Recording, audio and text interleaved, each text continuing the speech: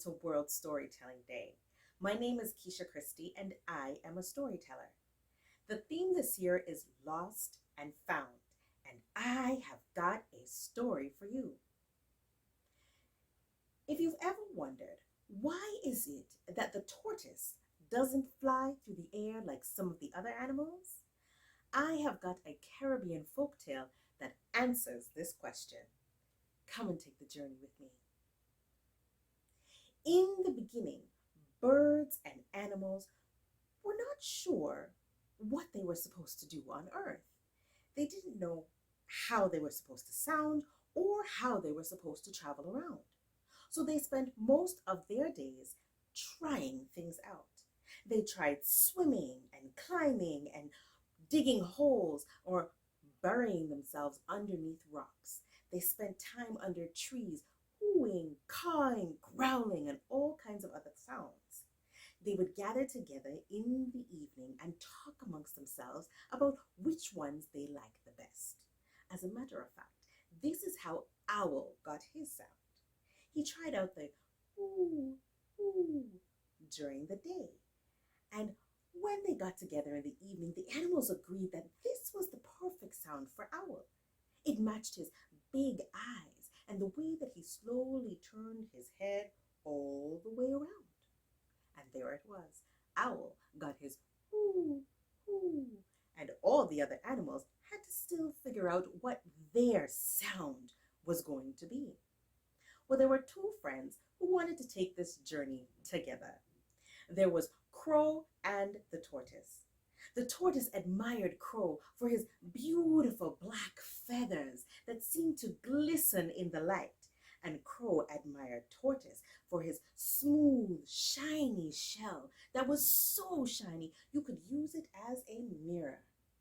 The two would travel daily looking at the other animals and what they could do and think to themselves, how could they be different?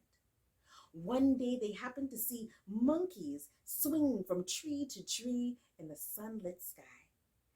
And Crow thought to himself, now that is something to do.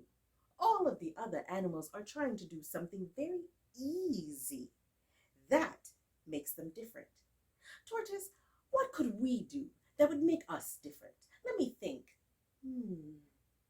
Well, Tortoise agreed. That was definitely a great thing. Let me think too, Tortoise said. The two friends sat down on a log thinking about what they could do. Now there was a very long pause. Suddenly, Crow jumped up. I know it, he said. While everyone else is crawling on the ground, let us do something different. Let us fly in the sky like a leaf soaring above all their heads. I mean, this could be dangerous, but think of how exciting it would be. It would amuse everyone else, and we could be way up in the sky. What a way to see the world. Tortoise agreed. Why didn't I think of that, he said. That is a great idea. So in the evening, when all of the creatures gathered together to talk about what sound they wanted to make and how they would travel, Crow and Tortoise stood up and exclaimed that they could fly and that they would prove it the very next day.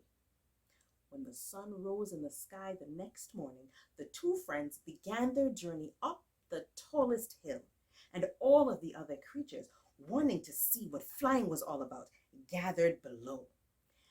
As the two friends reached the top, Crow started to stretch his wings, and he said, Tortoise, are you ready? Well, Tortoise began to stretch his legs one at a time. Yes, he was ready. Well, down below, the creatures began to wonder, what happens if they don't fly? Oh, Rat said, well, can they fly? Cat said, well, I think they can. And Mouse was very certain and said that Tortoise was very wise. He would think about it long and hard before he decided to try flying. Well, all of the other creatures just assumed that Crow and Tortoise knew how to fly. so they waited to see what would happen. They didn't have to wait long. As they looked up to the top of the hill, Crow's wings were stretched out far, and Tortoise looked ready to jump. Crow looked down at his friend. Tortoise looked up at his friend. "Let's go," said Crow, as he flapped his wings and flapped and flapped. He was gliding through the air, going higher and higher, and all of the creatures below were cheering with excitement and clapping until somebody thought, what of Tortoise? Well, Tortoise realized very quickly that his legs were not meant for flying. He fell dizzily, head over tail, falling, falling, falling, falling, until crash! He hit the ground with a big puff of smoke. All of the creatures rushed to Tortoise to see if he was okay. When they got to where he was and all of the dust had cleared, they saw Tortoise holding his head, looking in dismay. His round, shiny shell had shattered into pieces. Quickly, all of the creatures went to gather all of the pieces. They set them up side by side and realized that none of the pieces were missing. All they had to do was glue the pieces together and put Turtle's home back on his shoulders. So that's what they did. They glued them all together and put the shell back on Tortoise's shoulders. And when they did, Tortoise was happy to have his home, but quickly realized that his smooth, shiny shell wasn't smooth anymore. Every groove of every piece that had shattered and been put back in place could show.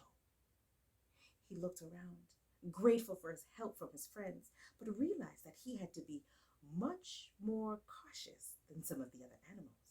So you'll often see Tortoise looking back and forth and again, just to make sure that where he is going and the decision that he is making is the right one, because he always keeps top of mind the day when he decided to try to fly. And so you'll find him taking his very sweet time, getting from point A to point B, checking along the way to make sure that his journey is a safe one. And it took some time. It did take some time, but slowly, very slowly, Tortoise became the wisest of all the creatures. And that is the end of this story. Thanks for listening.